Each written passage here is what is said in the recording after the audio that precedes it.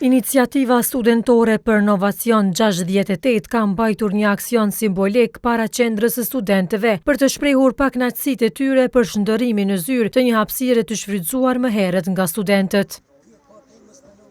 Hapësira ka mbi 9 muaj që është ndërruar në zyrë që tani përdoret nga Agjencia e Kosovës për akreditim, por organizatorët thanë se pakënaqësinë ndaj këtij vendimi vendosën ta shprehin në përvjetorin e demonstratave studentore.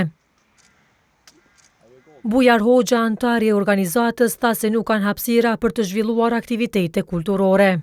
Sallat ku duhet të organizonim debate, leksione alternative, klube kulturore dhe artistike janë të mbyllura për ne.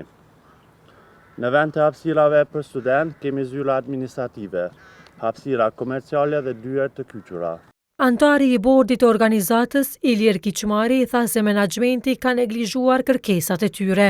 Salla konferenca, që është këtë prapë anesh ku ne kemi mbajt aktivitetet në të kalumen, është kthyer në zyrë dhe përdoret për Agjencionin e Akreditimit të Kosovës, edhe sipas informacioneve që ne i kemi, amfiteatri i hapur që është aty ku ne kemi mbajt shumë aktivitete tradicionale deri më sot, kemi marrë informacione që do të renohet dhe do të kthehet në konvekt për banim. Drejtori i qendrës studentore Ekrem Rudari tha se hapësira është destinuar për administratën. Sipas tij, studentët kanë hapësira të mjaftueshme për aktivitete.